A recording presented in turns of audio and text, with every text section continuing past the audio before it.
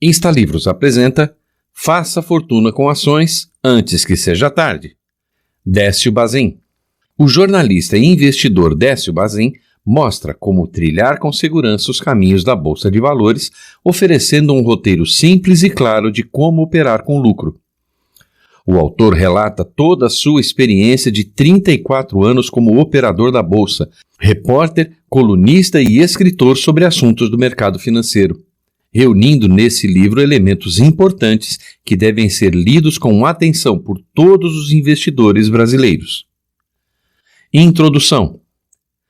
Para melhor familiarizar-se com as palavras e termos técnicos utilizados nesse resumo, apresentamos um pequeno dicionário que auxiliará na compreensão do texto. Acionista, sócio da empresa. Aplicador, todo aquele que aplica dinheiro na bolsa, comprando ou vendendo, manipulando ou especulando. Ativos, tudo que a empresa possui, igual a ativo total. Boleto, papel que os operadores de pregão usam para registrar e sacramentar os negócios. Boom, aceleração dos negócios na bolsa com enorme euforia. Capital, dinheiro, recursos. Crash, grande desvalorização dos preços da maioria das ações, uma quebra na bolsa de valores. Dividendo, benefício pago aos acionistas e que, de acordo com a lei das SA, não pode ser inferior a 25% do lucro líquido obtido pela empresa em suas operações. Especular, comprar ações com a intenção de lucrar em curto prazo. Especulador, aquele que especula. Liquidez. 1. Dinheiro. 2. Capacidade que tem a ação de ser negociada nos pregões. Baixa liquidez. 1. Pouco dinheiro. 2. Pequena capacidade de negociação da ação. Alta liquidez. 1. Muito dinheiro. 2. Ampla capacidade de negociação da ação. Sem liquidez. 1. Sem dinheiro. 2. Papel sem liquidez. Ação que não tem negócios. Excesso de liquidez. Dinheiro sobrando. Dar liquidez à ação, facilitar a negociação da ação. Perder liquidez, chegar a um ponto em que a ação não é negociada. Manipular, forçar alta ou baixa nas cotações, manipulação. Manipulador, pessoa dotada de grande poder aquisitivo, capaz de causar altas ou baixas artificiais. Puxada, manipulação para forçar alta artificial, puxar, manipular. Puxador, o que puxa. Queda técnica, baixa nas ações causadas por motivos lógicos e fundamentados. Termo, prazo, operação a termo, negócio para pagamento a prazo. Mercado a termo, tipo de negócio para pagamento a prazo. Comprar ou vender a termo. Vencimento de opção, data fixada para liquidação da opção. Volatilidade, oscilação de preços. Primeira dica do autor. Preços não sobem nem descem na Bolsa de Valores, são puxados ou derrubados. Na Bolsa, como no amor, é melhor esquecer os maus momentos. Ter dinheiro e perdê-lo é pior do que nunca tê-lo tido. Há duas coisas que incomodam na Bolsa: os prejuízos da gente e os lucros dos outros. No começo da década de 60, quando era apenas um operador da Bolsa de Valores, sem nenhuma malícia ou experiência, Décio Bazin toda manhã saía da corretora em que trabalhava na rua 15 de novembro e caminhava até o antigo prédio com fachada de linhas clássicas da Bolsa de Valores. Hoje, Tribunal de Alçada.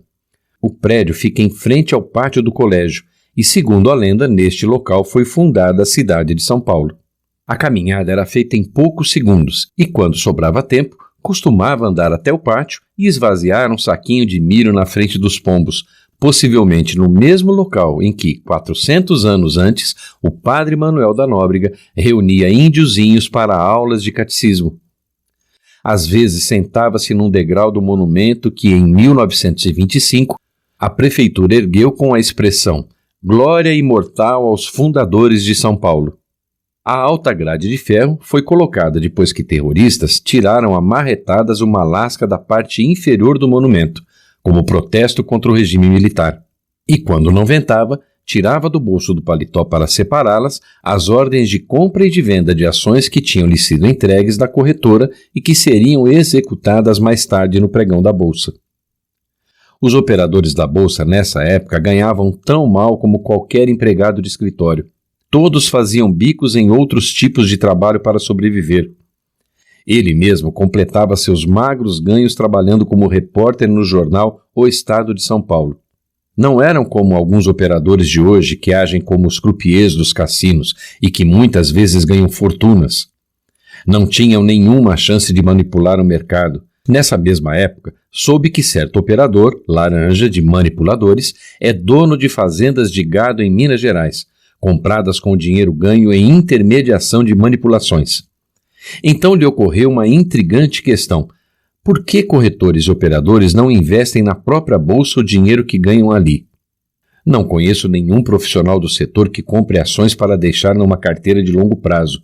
Pelo que sei, todos eles compram ações só para tentar obter lucros a curtíssimo prazo.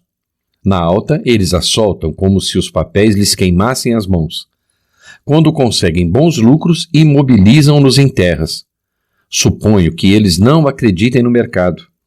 Nessa época, o único modo de manipular colocado em prática era o mais grosseiro e visível. De repente, surgiam no meio do pregão 3 ou 4 senhores desconhecidos e com ares despachados, que começavam a comprar e vender a preços cada vez mais altos, negociando entre si. Os demais operadores se afastavam e deixavam espaço em branco no meio do recinto, como se faz nos bailes quando dançarinos mais hábeis começam uma exibição. O governo está comprando, sussurrávamos uns para os outros. Por que o governo estava comprando, ninguém sabia. Poderia ser uma tentativa de reanimar o mercado, mas na maior parte das vezes essas altas artificiais acabavam depois de alguns pregões. Poderia ser também que algum alto investidor estivesse repassando para o governo ações que tinha comprado dias antes em seu nome pessoal. A poeira se agitava um pouco, mas depois assentava e voltava à calmaria de sempre. Em nossa corretora, tínhamos um colega da parte administrativa que vivia cercando pessoas para explicar-lhes suas teorias sobre os negócios da bolsa. Ele exibia balanços do Banco do Brasil e apontava entusiasmado para os níveis das reservas sobre o capital social. Compre BB, aconselhava ele, gesticulando e chegando até a incomodar as pessoas que ainda tinham paciência de ouvi-lo. Dizia ele que quando esta empresa começar a bonificar, o mercado estoura e você fica rico. Havia um pouco de fanatismo no tom da voz, mas as palavras tinham a aura da profecia. Anos depois o encontrei aposentado e curvado pela velhice. Confessou-me que por falta de dinheiro nunca participou da bolsa. Garantiu que se na época pudesse dispor de qualquer sobra para aplicar, seria hoje grande investidor e não precisaria viver na miséria que a Previdência Oficial lhe pagava. Exatamente como ele achava que ia acontecer, o Banco do Brasil, a partir de 1966, começou a fazer seguidas emissões de papéis gratuitos em percentuais elevados. Um conhecido me comprou 1.000 ações do BB em janeiro de 1967 por um custo que era igual à metade do preço de um automóvel Volkswagen.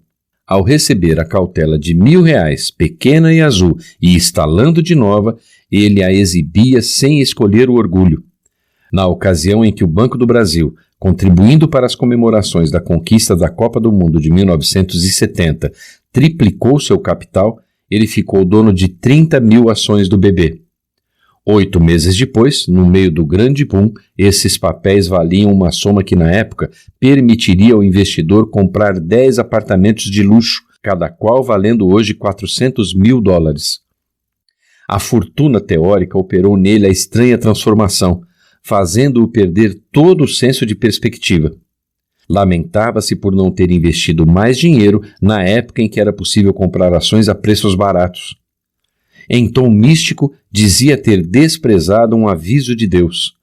Por não ter nenhuma flexibilidade, esse cidadão manteve-se firme, segurando as ações do BB, que hoje, 30 anos depois, valem metade de um apartamento. A primeira lição severa que teve como investidor no mercado acionário foi quando adquiriu no balcão para si próprio lotes de ações da empresa comercial Cássio Muniz, concorrente do Mapping, que funcionava em ampla sede na Praça da República. O corretor que lhe vendeu esses lotes confidenciou que quando as ações entrassem na bolsa, seu preço triplicaria por força do esquema que já estava montado. Assegurou também que a Cássio Muniz tinha acabado de publicar um balanço notável e que a companhia era proprietária de numerosos imóveis na capital e no interior, que por si só valiam mais que 10 vezes o valor da compra. Era pura fantasia. A empresa faliu logo depois de receber o dinheiro dos investidores, quando então se apurou que não só não possuía nenhum imóvel, como também estava há meses sem pagar o aluguel do prédio onde se havia instalado. A venda das ações da Cássio Muniz ao público foi uma patifaria que fez desaparecer suas economias de 6 meses de trabalho árduo e sacrificado. Decidiu que daí por diante jamais voltaria a comprar qualquer ação com base em suposições ou fatos não comprovados. No tempo em que trabalhou como operador de pregão, participou de 3 booms. O de 1966, quando o governo obrigou as empresas a reavaliar seus ativos. 2. O de 1969, quando o governo quadruplicou o capital do Banco do Brasil e desencadeou um processo em que muitas empresas resolveram entrar para a Bolsa. 3. O de 1971, quando o governo, para iniciar uma campanha de aumento da produção de aço, manipulou o preço das ações das siderúrgicas estatais que já estavam na Bolsa. Desses 3 booms, somente o de 1971 terminou no crash que marcou a Bolsa como um mercado perigoso, manejado por depenadores profissionais. Os 5 personagens do mercado. No mercado existem 5 personagens: o manipulador, o especulador novato, o investidor institucional, fundos de pensão e seguradoras, e o investidor pessoa física. Não nessa ordem, o manipulador é quem comanda pelo caminho do seu dinheiro. Ele pode também assumir as atitudes de especulador e investidor. O especulador pode ser investidor, mas não manipulador, por falta de capital. O especulador novato é um zero à esquerda. Investidor institucional é aquele que fornece a lenha para esquentar as caldeiras e movimentar a máquina. O investidor pessoa física não manipula nem especula, ele fica à margem dos acontecimentos, preocupado apenas com o crescimento dos seus dividendos. O manipulador. Há um conceito de que manipular é crime. Se for realmente, então a Bolsa está cheia de criminosos, pois não há entre os seus participantes ninguém que, uma vez ou outra, não tenha participado de alguma manobra reconhecida como ilegal. Todos somos ou fomos manipuladores em maior ou menor grau. É verdade que age dolosamente todo aquele que puxa ou derruba os preços em movimentos rápidos de curta duração. Mas há outro tipo de manipulação que consiste em levantar vagarosamente os preços dos papéis com o objetivo definido, por exemplo, de facilitar para a empresa uma chamada de compras. O trabalho é feito em primeiro lugar junto às corretoras. Todas são consultadas para ver se lhes interessa entrar no esquema. Algumas recusam, mas nenhuma pode alegar ignorância de que está em andamento um processo de puxada de preços para aquele determinado papel. Como puxar é crime, muitos pecam por ação e outros por omissão. Os grandes manipuladores, em vez de se destruírem num processo de canibalismo, são muito propensos a unir-se com vistas a aumentar sua riqueza. A década de 80 foi próspera em manipulação de ações de empresas estatais, praticada por verdadeiros profissionais que dispunham de muito dinheiro para movimentar. Um deles, numa das poucas ocasiões em que um manipulador veio a público para falar, afirmou certa vez ter um patrimônio de 100 milhões de dólares ganhos na bolsa. O especulador. O especulador está num grau abaixo do manipulador. Só o que lhe falta para manipular é a capacidade financeira. Costuma afirmar-se no mercado que especulador é aquele sujeito capaz de contar a um amigo que é impotente sexual, mas jamais lhe dará uma dica de ações antes de comprá-las para si próprio. De fato, o egoísmo predomina em alto grau no ambiente do mercado. Cada qual se fecha dentro do seu casulo e não diz nada do que fez e muito menos do que possui. O especulador compra de manhã e vende a qualquer momento no mesmo pregão, ou vende e depois compra, conforme as circunstâncias. No mesmo pregão ele opera e reverte várias vezes. Especulador novato. Os novatos deslumbrados são figuras das mais lamentáveis, mas felizmente para eles e para todos os participantes têm curta permanência na bolsa. Aparecem nas épocas de boom, são ruidosos e malcriados. Geralmente não têm muito caráter nem muito dinheiro. São pessoas sem idade, sem ideologia e sem profissão específica. Como sua vida é relativamente estável, sentem-se independentes por terem conseguido juntar algum patrimônio e procuram na bolsa o método mais fácil possível de manipulá-lo. O novato deslumbrado poderá viver quase toda a vida passando ao largo do prédio da bolsa sem nunca suspeitar da sua existência. Um dia ele ouve uma pessoa vangloriar-se de estar fazendo fortuna no mercado de ações. Certamente não é a riqueza vultuosa que se ganha no mercado, mas o novato deslumbrado fica pensando que na bolsa o dinheiro se apanha em árvore e que lá as pessoas enriquecem da noite para o dia. Ninguém lhe diz, porém, que a bolsa obriga a longo aprendizado, em que perder e ganhar fazem parte do currículo das aulas, e que só se aprende pequena parte dos segredos do mercado depois de trabalho, paciência e aborrecimento sem fim. Movido inicialmente pela curiosidade misturada com a inveja, ele um dia chega hesitante e humilde ao limiar do novo mundo e logo se identifica com as pessoas que ali estão. Uma semana depois está falando como expert, presunçoso e arrogante. Basta que ganhe alguma coisa para entregar a alma ao diabo. Nesse estágio ele vai sendo envolvido pela força da ambição, que rapidamente se transforma em ganância e lhe retira a posse das faculdades mentais. Sem suspeitar dos perigos a que está exposto, ele põe todo o seu dinheiro no jogo.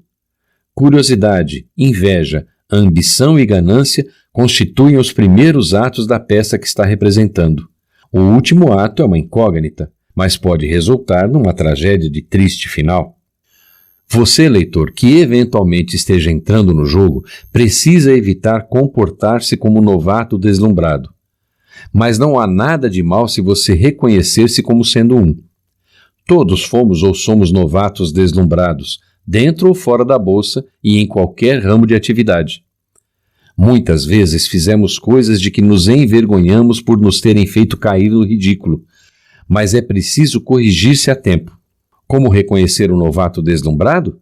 Eles têm características comuns que os igualam.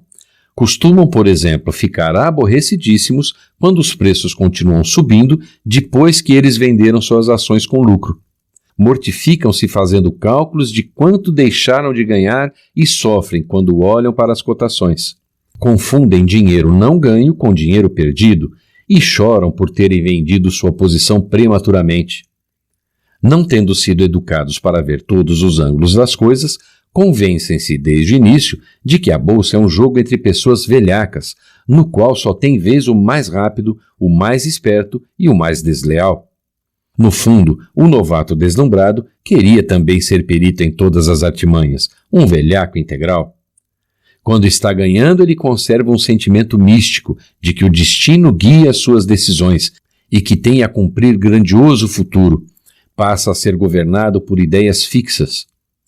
De pessoa inofensiva que era antes de entrar no mercado, transforma-se em fera autossuficiente e prepotente, como os indivíduos sem formação moral que dirigem o seu primeiro carro. Investidor institucional. Na categoria de investidores, os institucionais ocupam a hierarquia mais alta do mercado, pelas quantias que movimentam e pela segurança com que atuam. As fundações não são os únicos investidores institucionais obrigados a comprar ações. Existem também as companhias de seguros. Outras grandes entidades igualmente aplicam na bolsa, mas não por imposição legal. São os bancos comerciais, os bancos de investimentos e empresas privadas ou estatais que compram para reforçar seus ativos. Essas aplicações, como já dito anteriormente, Tem por base conhecimentos que estão ao alcance de todos os participantes do mercado, que individualmente estejam despertos para descobrir fatos novos. No mercado não há donos da verdade, nem alguém que saiba alguma coisa com exclusividade por muito tempo. Conversei certa vez com diversos consultores para fundações, todos fundamentalistas, para conhecer seus métodos. Aparentemente, são pessoas que pisam firme, seguras e equilibradas. Investidor pessoa física. Ser somente investidor e não outra coisa parece questão de vocação. Os investidores que raramente especulam têm sempre para contar alguma experiência desagradável que sofreram no mercado da especulação. Todos os investidores da bolsa, no seu relacionamento particular, têm aquele comportamento comedido que se espera das pessoas religiosas, mesmo formalmente não o sendo. Conheço um investidor que pode servir de protótipo para todos os outros. Parece ter sido doutrinado por um pastor ou um padre. Não bebe, não joga, não mente, não prevarica. É bom vizinho, bom colega, bom pai, bom filho, bom marido. É amável, bondoso e autêntico. Em tudo o que faz na vida, é um ser que se pauta pela disciplina. Não segue uma opinião antes de verificar seus propósitos. Confia no próprio julgamento. Não conhece derrotas porque não disputa vitórias. Também não se vangloria das coisas que conseguiu obter, nem deixa que nenhum sentimento de vaidade se sobreponha à sua modéstia. Não se irrita e não ergue a voz quando fala. Trata todas as pessoas de igual para igual, sem formalidades desnecessárias e também sem familiaridades abusivas. É um ser sincero e o que diz é exatamente aquilo que pensa. Como se ouvisse a recomendação do Evangelho, o que diz sim é sim, e o que diz não é não. Não tem ansiedade nem se mortifica. É indivíduo sério e maduro. Para ele, a família está acima de todas as coisas. Os investidores genuínos da Bolsa vivem num plano especial, quase olímpico. Não precisam mostrar que são melhores. Não querendo enganar, não se enganam e não podem ser enganados. Eles sabem que vão caminhando para um destino que de antemão estabeleceram para si próprios. Para eles, as altas e baixas da bolsa não passam de meros acidentes de percurso, como numa estrada. Conclusão. Já vimos até agora que o mercado está infestado de lunáticos que atiram no escuro e outros que seguem orientações mirabolantes, todos se vendo, na maioria das vezes, em becos sem saídas. Os especuladores são vítimas de si próprios, mas no mercado atuam também indivíduos altamente racionais, que só querem trabalhar com sossego num canto isolado. Esses são vítimas de entidades que rondam o mercado como fantasmas, ameaçando a boa paz dos negócios.